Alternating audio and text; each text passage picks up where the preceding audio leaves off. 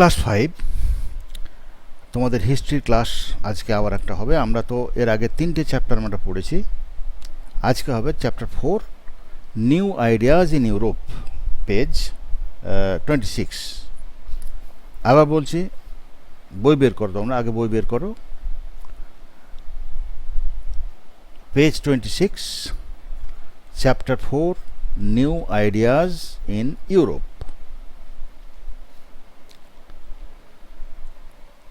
বই বের করেছো? বেশ, বই বের করো।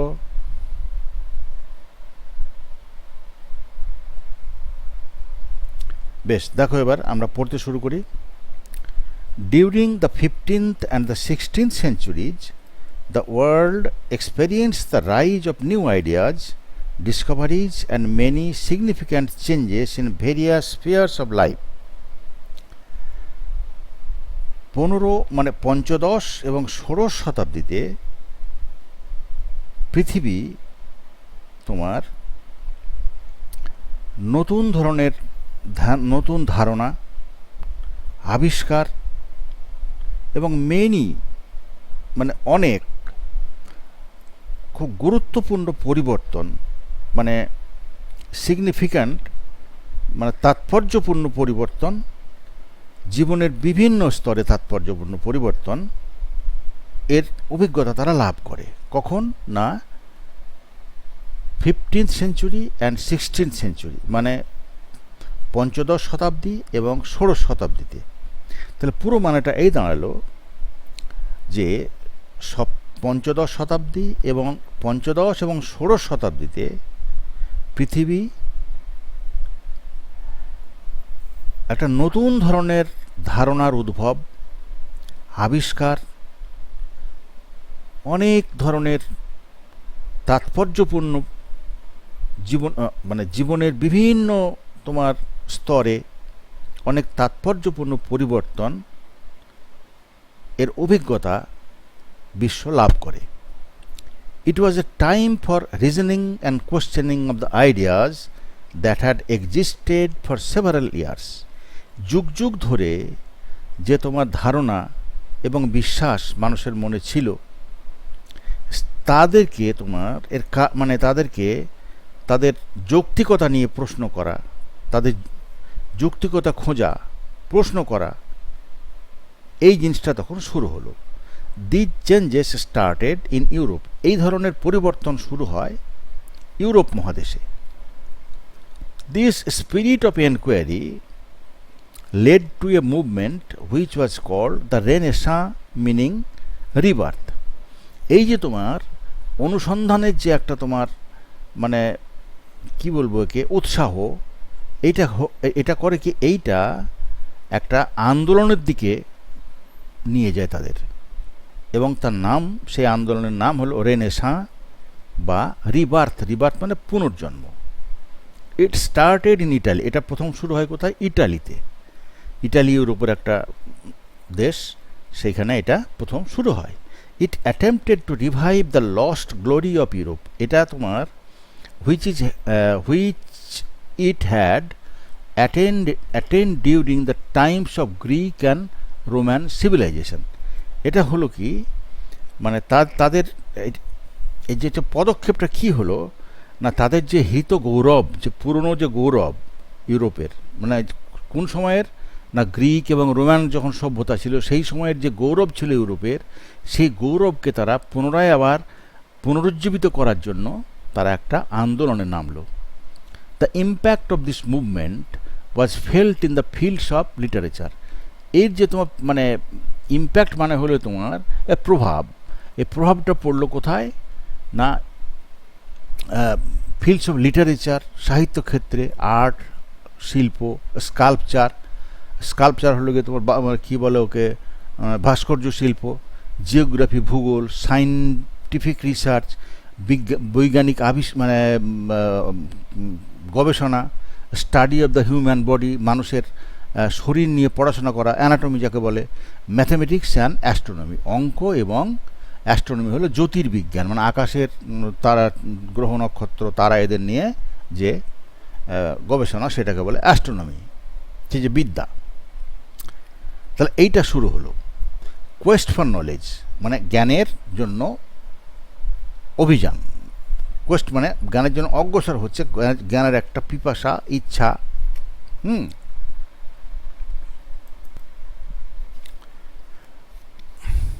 হ্যাঁ, কি পড়ছিলাম?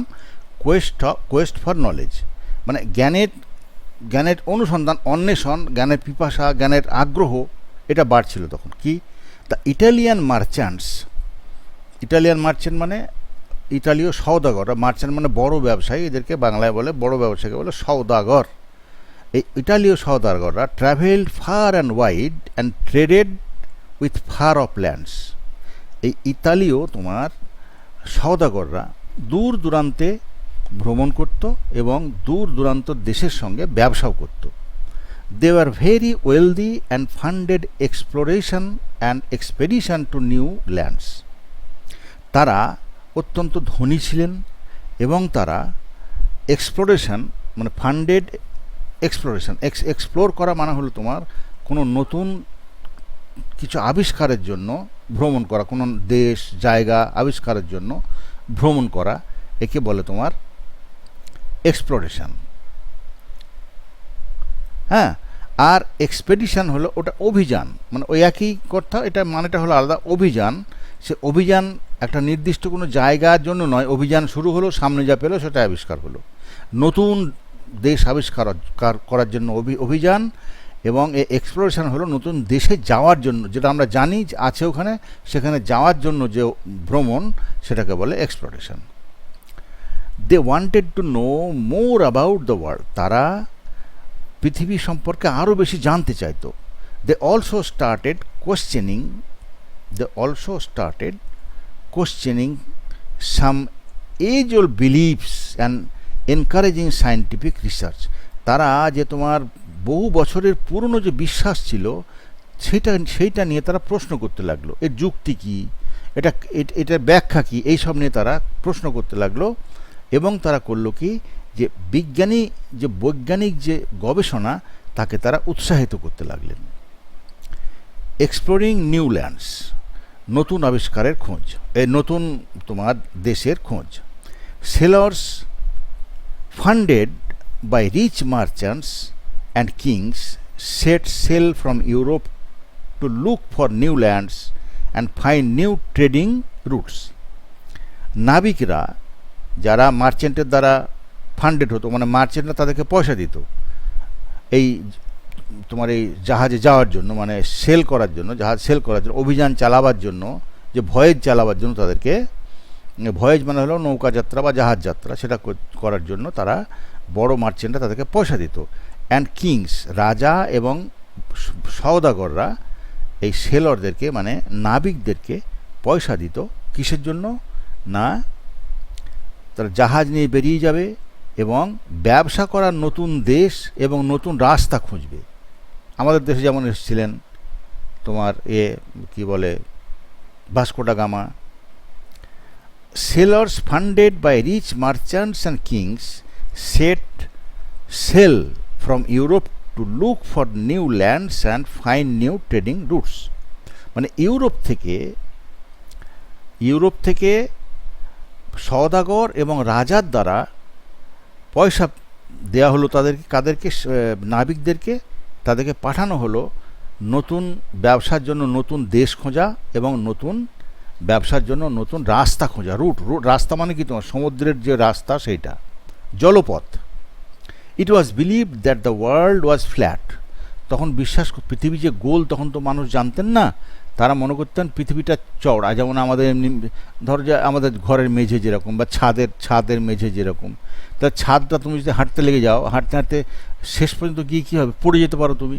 তো সেইটা, আচ্ছা, ফার্ডিন্যান্ড ম্যাগেলান, এটা পরে বুঝতে পারবে, আমি পড়ে যাচ্ছি। It was believe that the world was flat. তখন বিশ্বাস করতো যে পৃথিবীটা ফ্ল্যাট, মানে এটা সমতল একটা জায়গা, এর একটা শেষ আছে।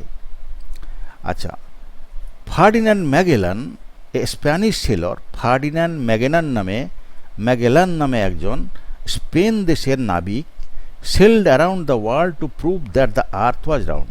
তিনি এই পৃথিবীর চারদিকে তিনি মানে নৌকা ভ্রমণ করেছিলেন, জাহাজ নিয়ে ভ্রমণ করেছিলেন, এটা প্রমাণ করার জন্য যে পৃথিবী গোল। তিনি যেখান থেকে শুরু করেছিলেন আবার সেইখানেই ঘুরে এসেছিলেন। গোল না হলে এটা হয় না। যদি লম্বা হয়ে চলে যায় ফ্ল্যাট, তাহলে তোমার শেষ হতে হবেই না, কিংবা শেষ হয়ে যাবে। এ কিন্তু তা হয়নি। গোল একটা জায়গায় তুমি একটা পয়েন্ট থেকে যদি গোল করে একটা রেখা টানো, তো ঠিক গোল করে নিয়ে আসো, তো ঠিক সেই পয়েন্টেই শেষ হবে। সুতরাং এটা গোল, সেটা বোঝা যাবে। আচ্ছা, কী হলো তারপরে? Before that the people were scared of undertaking sea voyage to far off lands for the fear of falling off the surface of the earth. আগেকার দিনে যখন এটা পৃথিবী গোল এটা জানতো না, তখন মানুষ সমুদ্রের উপরে বেশি দূর যেতে ভয় করতো নৌকা নিয়ে। ভাবতো যে যখন পৃথিবী শেষ হয়ে যাবে তখন আমরা হুড়মুড় করে পৃথিবী থেকে নিচে কোথায় পড়ে যাব, এটা ভাবতো। Christopher Columbus, another Spanish explorer, set sail from Spain and discovered the West Indies. Christopher কলম্বাসের নাম তোমরা শুনেছো, যে আমেরিকার আবিষ্কর্তাকে ক্রিস্টোফার কলম্বাস। ইনিও একজন স্পেন দেশীয় এক্সপ্লোরার, মানে ওই ভ্রমণকারী, কোনো কিসের জন্য? আবিষ্কারের জন্য ভ্রমণকারী। তিনি তোমার স্পেন থেকে জাহাজ, মানে নাবিক হিসাবে তিনি জাহাজ চালনা করেছিলেন এবং ওয়েস্ট ইন্ডিজ আবিষ্কার করেছিলেন। ওয়েস্ট ইন্ডিজ তো আমেরিকার মধ্যেই, মানে মধ্য আমেরিকা, সেটা তিনি আবিষ্কার করেছিলেন। He called these unexplored beautiful lands new world. তিনি এই যে নতুন, আগে কখনো কেউ দেখেনি, যায়নি, এদিকের কেউ ওখানে যায়নি, সে সুন্দর দ্বীপগুলোকে তিনি নাম দিয়েছিলেন নিউ ওয়ার্ল্ড বা নতুন পৃথিবী। Amerigo Vespucci, an Italian explorer, discovered the Americas and the continents got their name after him. Amerigo Vespucci নামে একজন ইটালিয়ান তোমার অভিযানকারী, ভ্রমণকারী, তিনি আমেরিকা আবিষ্কার করেছিলেন এবং পরবর্তীকালে ওই মহাদেশের নাম হয়, ওই আমেরিগো ভেসপুচির নাম হয় আমেরিকা। আচ্ছা, তারপরে এসো Vasco da gamma, A Portuguese explorer, found the sea route to India via the Cape of Good Hope. Cape of Good Hope বলে একটা জায়গা আছে, কেবল উত্তমাশা অন্তরীপ। এইখান দিয়ে তিনি জাহাজ চালিয়ে এসে, মানে জলের জাহাজ চালিয়ে এসে তিনি ভারতে যাওয়ার রাস্তা খুঁজে পেয়েছিলেন, মানে সমুদ্রপথ তিনি দেখতে পেয়েছিলেন। These voyages not only led to the discovery of new lands but also increase trade and interaction between the eastern and the western worlds. এই যে যাত্রাগুলো, এই যে তোমার জাহাজ যাত্রা জলপথে, এটা শুধুমাত্র নতুন জায়গা আবিষ্কার এবং ব্যবসায় বৃদ্ধি করেনি, এটা পূর্ব এবং পশ্চিম, আমরা হলাম পূর্ব দিকের বাসিন্দা, পূর্ব পৃথিবী, আর ওয়েস্টার্ন মানে ওই তোমার ইউরোপ, এরা হলো পশ্চিম দিকের বাসিন্দা। এদের সঙ্গে আমাদের মধ্যে একটা ইন্টারাকশান, মানে নিজেদের মধ্যে আদান প্রদান, এরও কিন্তু তোমার উন্নতি ঘটিয়েছিল। Following this discoveries the Europeans came to countries like India for trade and eventually establish their control over them. এই আবিষ্কারকে অনুসরণ করেই ইউরোপিয়ানরা একদিন আমাদের দেশ ভারতে চলে এসেছিলেন ব্যবসা করতে, এবং শেষ পর্যন্ত আমাদের দেশে তারা রাজত্ব শুরু করেছিলেন, আমাদেরকে কন্ট্রোলে নিয়ে এসেছিলেন, নিয়ন্ত্রণে নিয়ে এসেছিলেন। বুঝতে পারলে? বেশ, এরপরে এসো scientific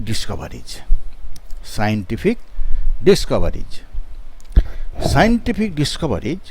the thirst for knowledge also led to great advancement in science. জ্ঞানের যে তৃষ্ণা, সেটা তোমার সায়েন্সের ক্ষেত্রেও একটা বিরাট অগ্রগতি ঘটিয়েছিল। Scientist carefully observed various natural and scientific phenomena and tried to arrive at conclusion through reasoning. কি পড়লাম আরেকবার পড়ি আমি। The thirst for knowledge also led to great advancement in science. Scientists carefully observed various natural and scientific phenomena and tried to arrive at conclusion through reasoning.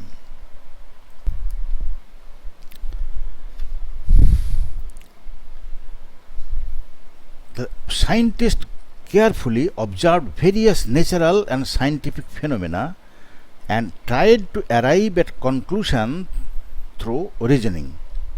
বিজ্ঞানীরা খুব যত্ন সহকারে লক্ষ্য করলেন যে বিভিন্ন ধরনের প্রাকৃতিক এবং বৈজ্ঞানিক যে সমস্ত তোমার ফেনোমেনা অর্থাৎ ঘটনা, মানে একটা অদ্ভুত কিছু বা কোনো ইন্দ্রিয়গ্রাহ্য কোনো ব্যাপার, ফেনোমেনা মানে তোমার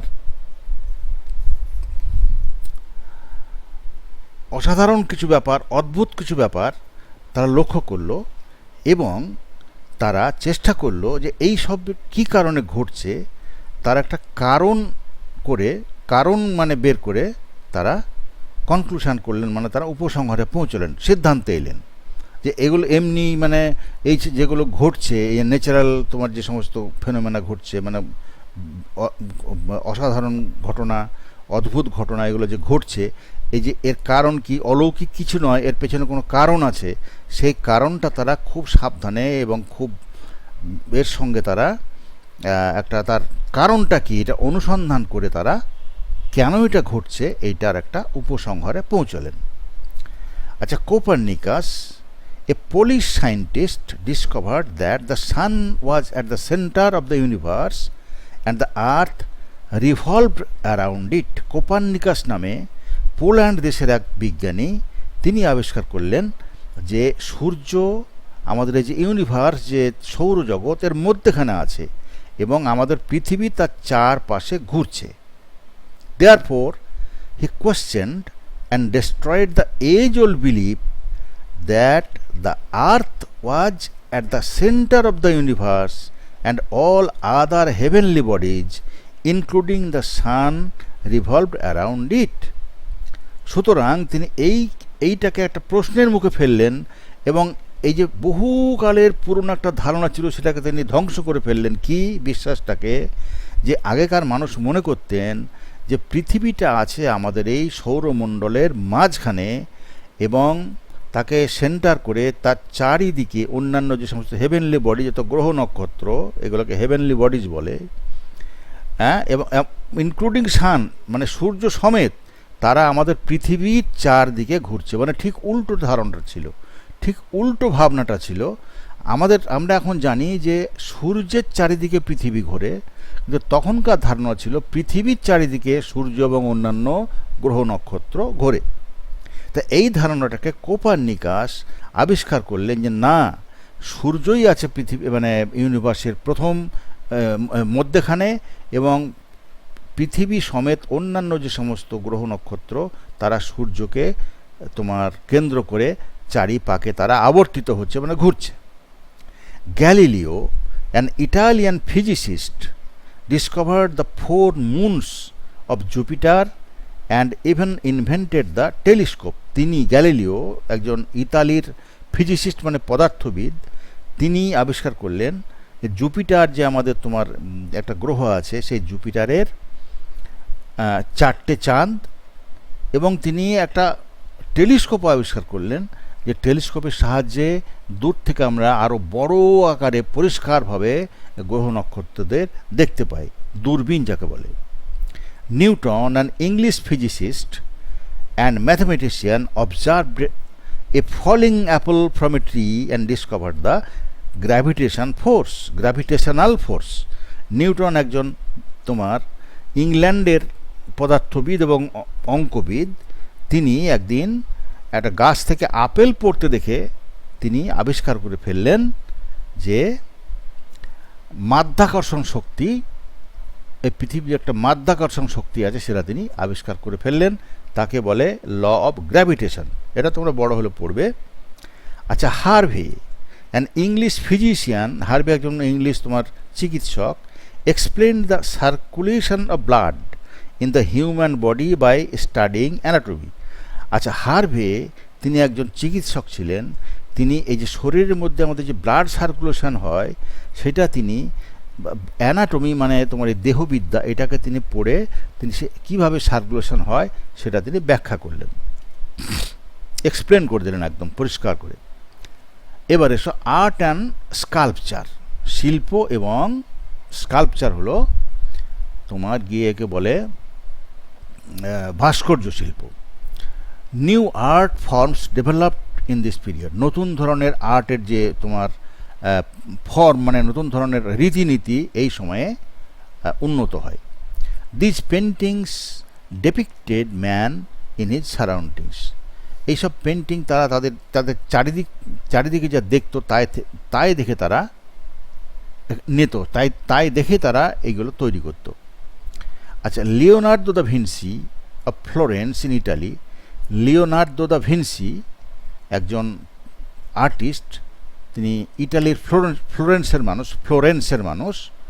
ওয়াজ perhaps the most famous painter of this period, এই সময়ের মধ্যে এই লিওনার্দো দা ভিঞ্চি যিনি ইটালির ফ্লোরেন্সের মানুষ, তিনি বোধহয় সবচেয়ে তোমার বিখ্যাত চিত্রকর ছিলেন।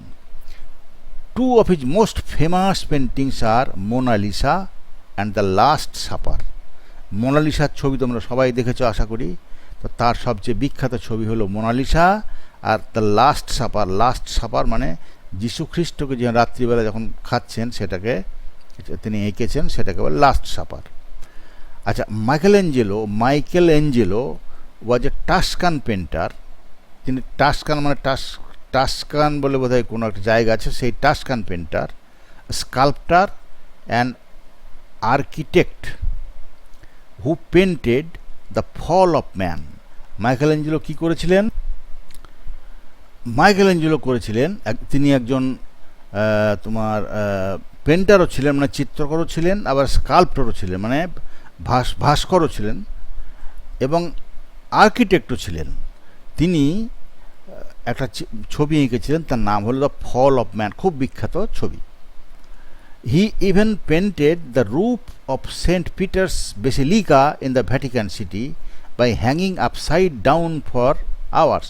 তিনি যে তোমার ভ্যাটিকান সিটিতে যে সেন্ট পিটার্স বেসিলিকা গির্জা আছে তার ছাদে সিলিং পেন্ট করেছিলেন। কিভাবে? তখন তো এসব যন্ত্রপাতি যে এখান থেকে দাঁড়িয়ে একদম উঠে করা যাবে টেবিল মানে সেই ক্রেনের মতো ছিল না, তিনি ওইখানে ঝুলে মানে মাথা নিচের দিকে করে ঘন্টার পর ঘন্টা ঝুলে থেকে তিনি ওই সিলিংয়ে ছবি এঁকেছিলেন। Some of his famous works of sculpture include the Pieta which is famous for its human qualities, the statue of ডেভিডের স্ট্যাচু আর পিয়েটা, এই দুটো তার সবচেয়ে বিখ্যাত ভাস্কর্য।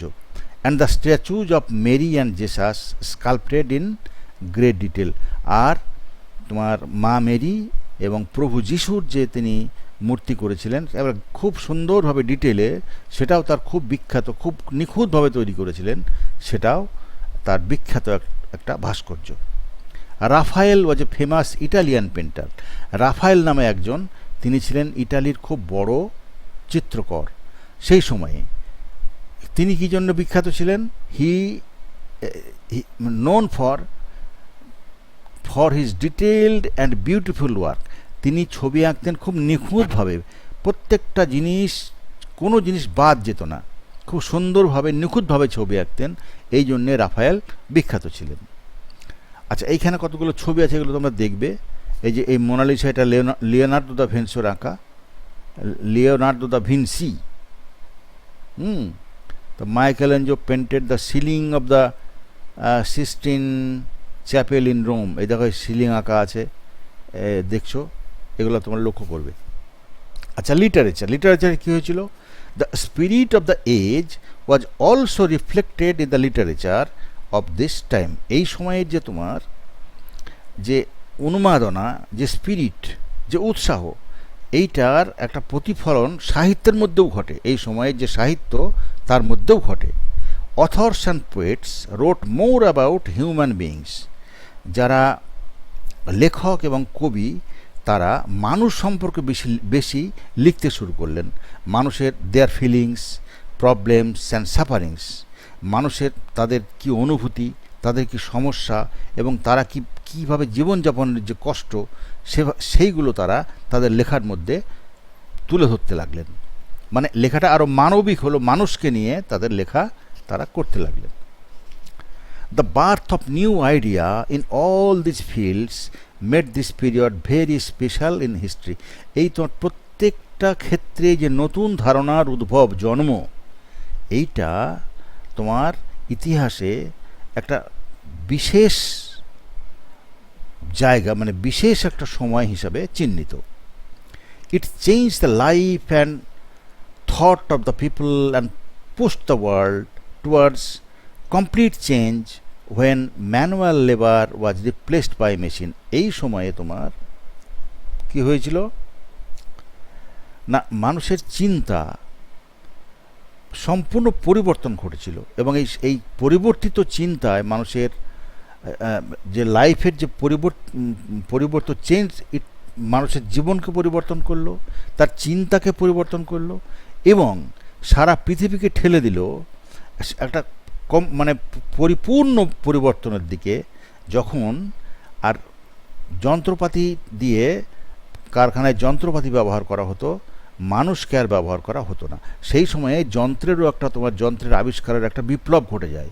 এই যে কাপড়ের কল থেকে আরম্ভ করে তোমার যে সমস্ত ফ্যাক্টরির যে সমস্ত মেশিনপত্র ওই সময়ে বেশি হয়, ওই রেনেসাঁর আমলেই মানে ইউরোপের শিল্প যুগ শুরু হয়। এগুলো তোমরা আরও বড় হলে, তোমাদের বড় যখন হিস্ট্রি যদি পড়ো, কেউ সায়েন্সে চলে যাও তাহলে হিস্ট্রি অতটা পাবে না, কিন্তু যদি তোমরা কেউ হিস্ট্রি নিয়ে পড়াশোনা করো তখন তোমরা এগুলো পাবে যে কী পরিবর্তন হয়েছিল। এখন অতটা তোমাদের আর বলে লাভ নেই, এই ছোট্ট করে যেটুকু আমি বলছি এইটুকুই তোমাদের যথেষ্ট। তো আচ্ছা, আমরা এখানে উই হ্যাভ লার্নড, আমরা কী কী শিখলাম দেখো, চ্যাপ্টার শেষ হলো। Renaissance was A movement which started in Italy in the 15th and 16th century AD। Renaissance হলো একটা আন্দোলন যেটা শুরু হয়েছিল ইটালিতে 15 এবং 16 শতাব্দীতে। The movement spread from Italy to the rest of the Europe and then had an impact on the rest of the world.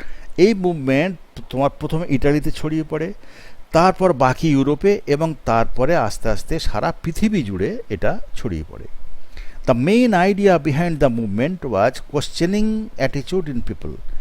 এই যে তোমার আন্দোলনের মূল মানে ধারণাই ছিল যে প্রশ্ন করা, সব কিছু মানে বিনা দ্বিধায় মেনে নেওয়া নয়, যে বিশ্বাস আছে সেটাই যে ঠিক আছে এটাকে মেনে না নিয়ে জিজ্ঞাসা করা, যে অন্ধবিশ্বাস ছিল সেটাকে জিজ্ঞেস করা, তা নিয়ে প্রশ্ন করা যে এটা কেন, এটা আমরা কেন করব, এটা কেন হচ্ছে, এটা তো প্রশ্ন করার যুগ সেটাকে বলে।